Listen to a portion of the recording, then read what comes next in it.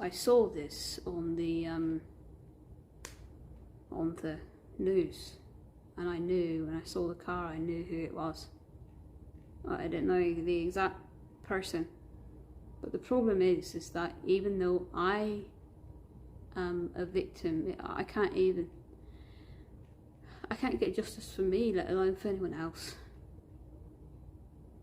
You know, my own family's tried to kill me several times, and when they weren't trying to kill me, they were trying to severely injure me and torture me and abuse me almost every day in my life. Why? Because I wasn't born, quote, normal. I was born different. And they belong to this crazy religious Abrahamic cult, and they think that I am literally a devil child.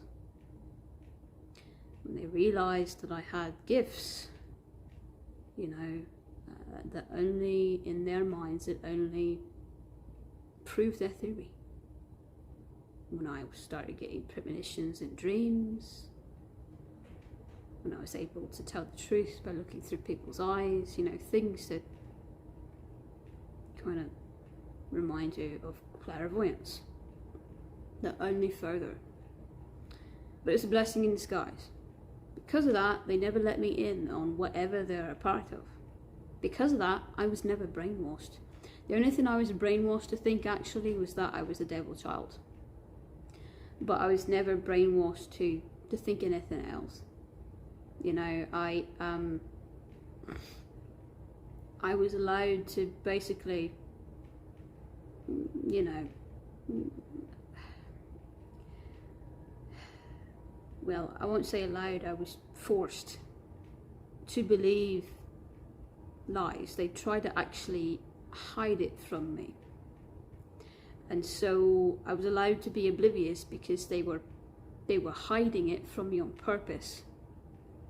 They eventually realised that if I know what's going on, I fight back a lot harder, and they're cowards. And so they want to do things behind my back, and especially when I got older and I could start to tell people what was going on, they just wanted to make me think that everything was normal and the family was normal and but there's things that you just know. Every time I bring up situations like this, you know, how to actually take it to police. You know, they always say, if you've got any information about these cases, what it might be linked to, please. And I know when I see things. When I saw that car, I knew. But every time I try to tell them something like this, they're like, well, where's the evidence? Even with me, I can't get justice for me for the times that I have scars from bullet wounds.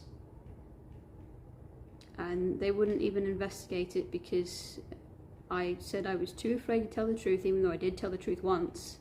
I said Daddy shot me once. And the rest of the time I told them that I was told to say hit and run, which I had no idea what hit and run was. You know, it's getting complicated at this point. Doctors, nurses, autopsists, authority figures, over half of those people could potentially, not always, but could potentially be in on it. If not at least one of those people on every shift. That's what they're trying to do.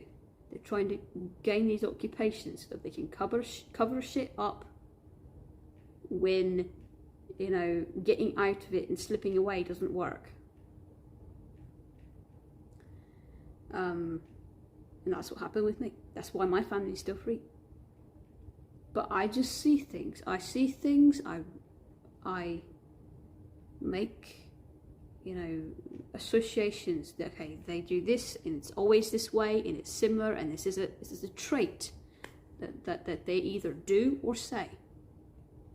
The biggest chunk of evidence, you know, that they at least are a neo-Nazi cult, is sitting proudly displayed in the living room.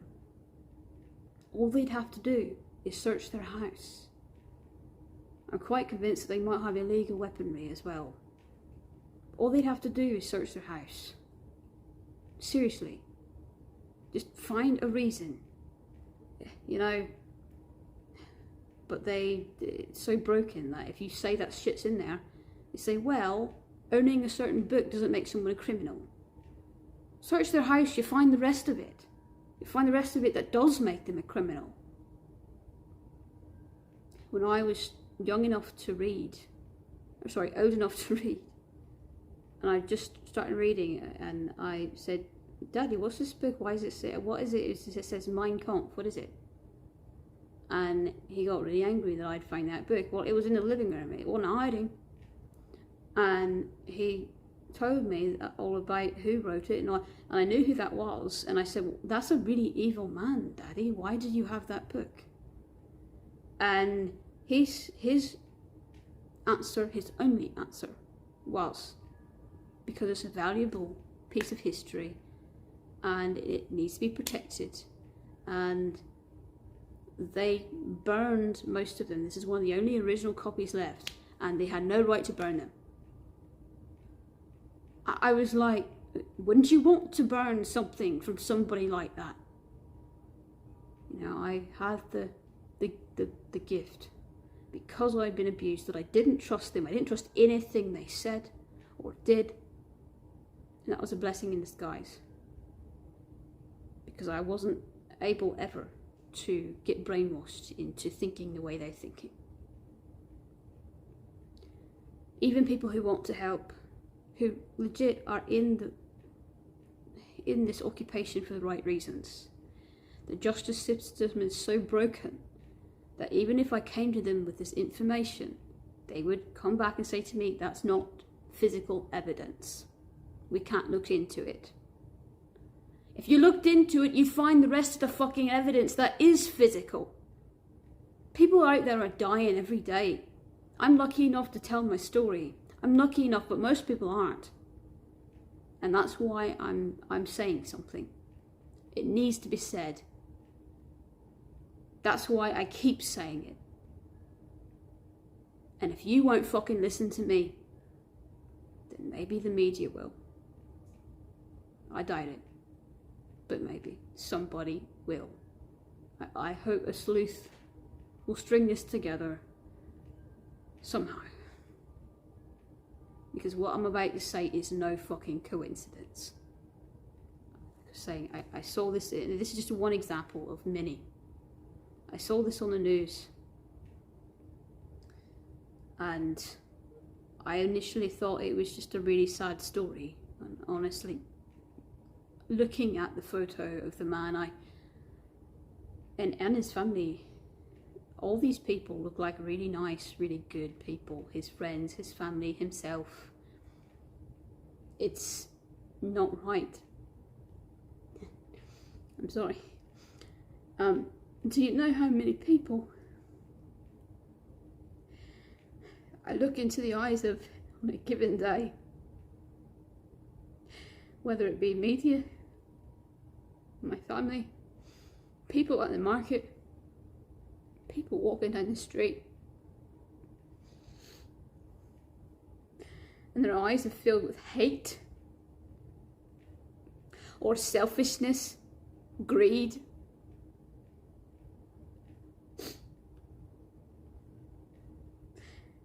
And all I saw was kindness. All I saw was kindness. Who fucking would hurt somebody that had those eyes? But this man, one of the few good people that are left in this world, he don't deserve that. His family doesn't deserve that.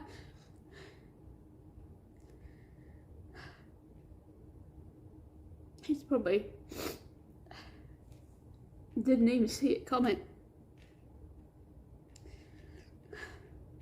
He didn't even have a chance. They probably came up behind him, snuck up behind him, like they always do. He catch people off guard. This car You know what's familiar about that car? Everybody that is connected to this fucking cult, that is the make and model that they currently are driving. Now, it may not be the exact same colour or the same type of bells and whistles. That's the same as that make and model. Now, there's a few other makes and models as well, and I don't know what to attribute to that to, but there's some other ones as well that are very specific that I've seen as well. But that one is the most common in this current, this is a big, because it changes, it shifts every few years, it shifts. But I saw my father get that one, not that particular one, his is a different colour, but, and it's not tinted, but I saw him get that at the same exact time that his best friend got that. And his best friend is oddly intertwined with the rest of our family. Like, you would think that he's actually by blood, he's not. And only a month after, he's got the same car that my father has. And in fact, it used to be a different make and model of the same brand, same type of car, Audi. And then they shifted it into this new version. And no, not every single person who drives an Audi, no, I'm not saying. But there's certain makes and models of different, cars, and Audi's just one of them. There's 2 or 3, makes and models, and you see it prevalently.